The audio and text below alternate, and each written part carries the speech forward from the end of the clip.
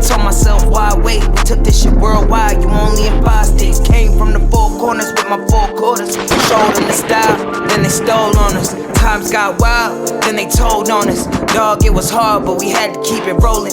You ain't gotta ask, you know where to find me. I be in the back streets where it get grimy. It's just me and Mel, Rennie looking bride D. I be going hard till I'm in the 5 C's. Know the vibe. Professor Millie Mill, the Hood Postman. I'm here with Wack. Wack, where did you grow up at? Man, I grew up in Compton, in the Fruittown Paru section of Compton. But I also grew up in Long Beach too, so I'm just a Long Beach Compton cat. Man, first let me go ahead and do this, man. I gotta get this out the way. We gonna have a moment of silence for that cowboy hat you wearing, man. We gotta get that out the way. Oh, we can't do that. Yeah. Okay. I digress. Okay. It's good to have you, Wack, man. I actually grew up in Fruittown in the 60s, so I knew a lot of people, you know what I mean? I knew Big Stanley Simon, Bubba Simon, Fly, which was Fly was there, Darwin, Anthony, the Hamiltons, Bitter Dog, and Black Love. I knew Strawberry. I knew all the Burst, Emmett, Melvin, Zena, Derek, Ronnie. Yeah, Ronnie, Norman. Yeah. Okay, I knew all them. I knew perfectly. I knew. But my uncle used to run with Norman. Oh, is that right? They was Roy. Yeah. I knew Bandana Rag's dad, Pumpkin. You know, so I knew. You know, Big Ducky and Big Dave, Roger Haynes. I knew Mad Dog, which was Rodney Smith. Well, Rodney Smith was Little Bad Dog, and Daryl was Big Mad Dog. Yeah. So I knew everybody over there, man. The Caldwells, all the time. Yeah, I knew all those guys. You know, I knew the Cubas. I grew up with everybody over there, you know what I mean? And you know Don Juan the Mirror, man, that's my guy. That's my guy. Yeah, that's my guy. Got him on speed dial. Yeah, there you go. Yeah. So anyway, what was growing up like for you over there, and how did that community reflect on who you are today? Great question. Because I've been asked this question a lot lately, and I've been reflecting on this question a lot lately.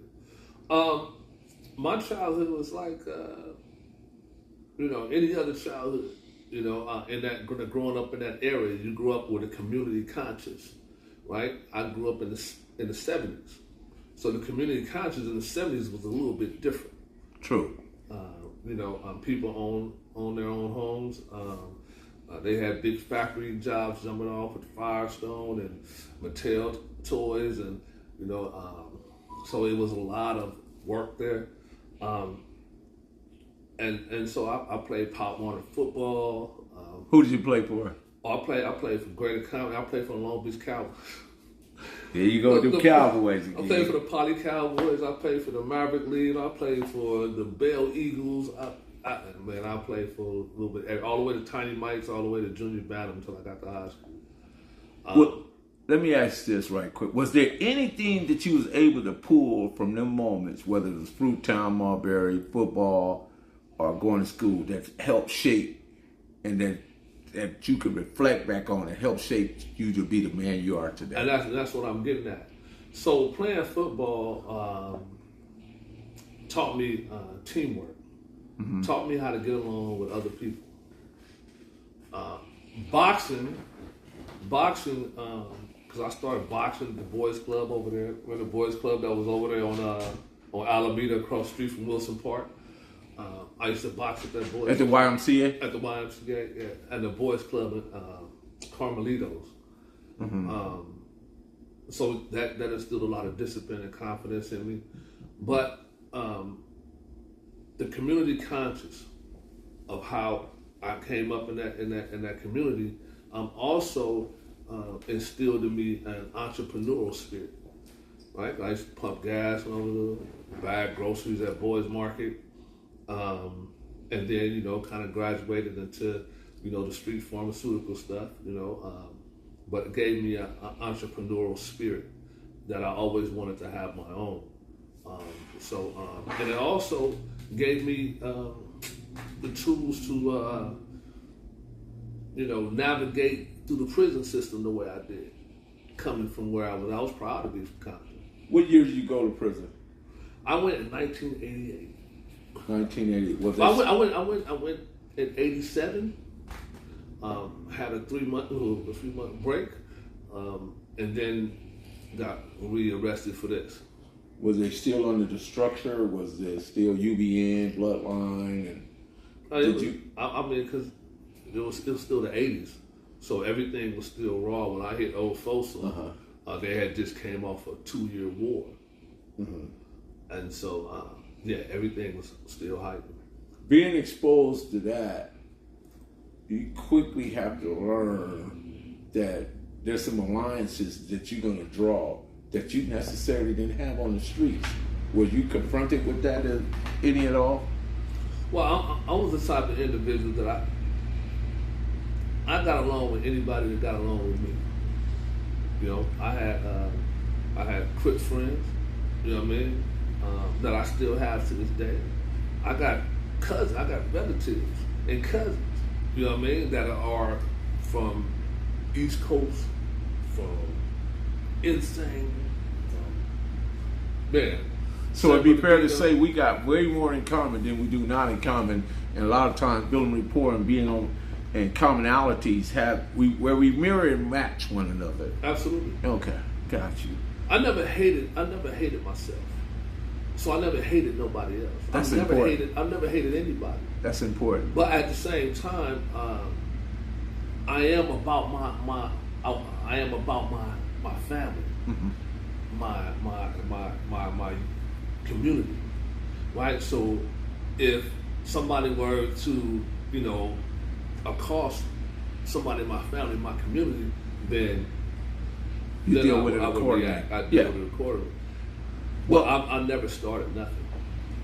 My first family was the Fruit Town community because, like I say, all those individuals are laying with a Strawberry Monk. Absolutely.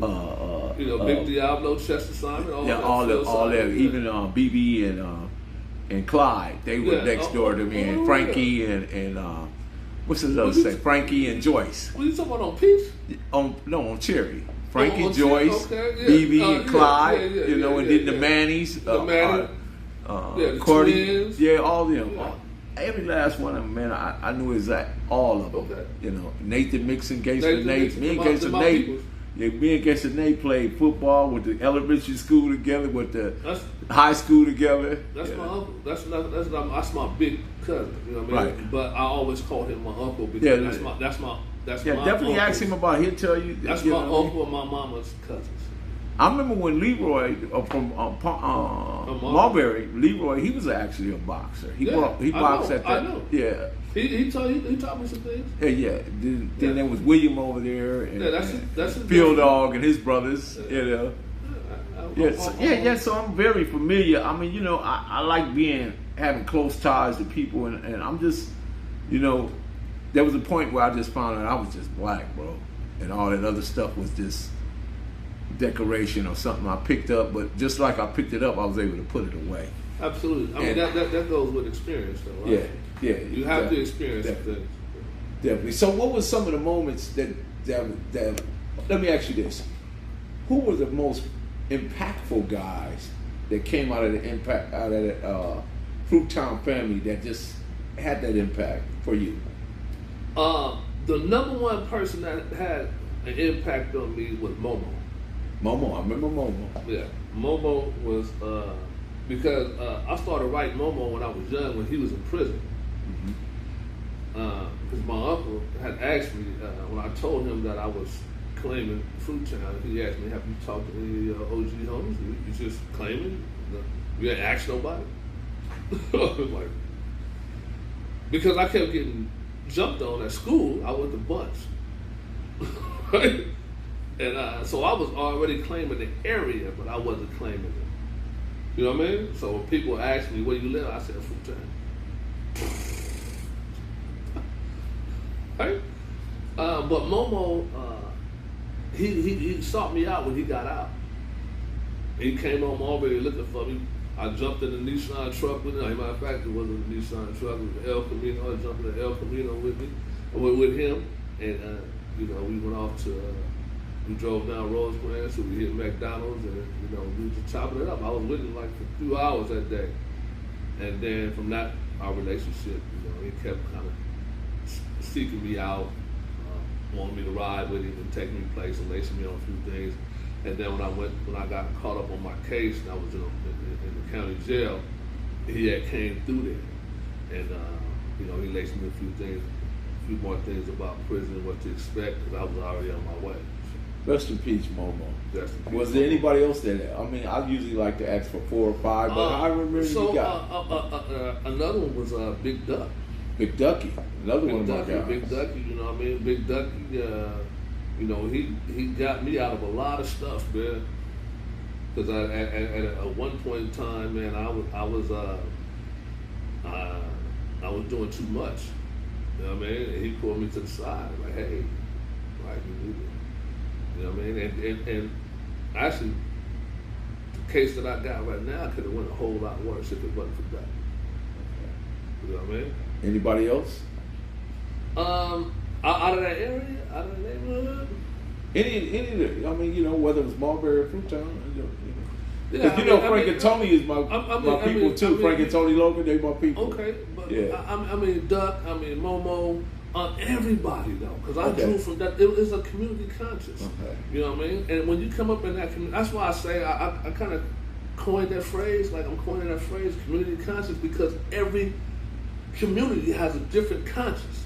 They have a different mode of how they operate and what they do and how they do it. You know what I mean? And it's reflected as they get older, right? Their cognitive abilities to be able to, make quick discernments about things, different things, the way you maneuver and the way you calculate your steps, and some of that stuff, because of this community conscious, it hits you subconsciously, and you start to move like that and not even know it. Birds of a feather flock together. Yeah. Lock the door on him. Hood postman. Reporting live.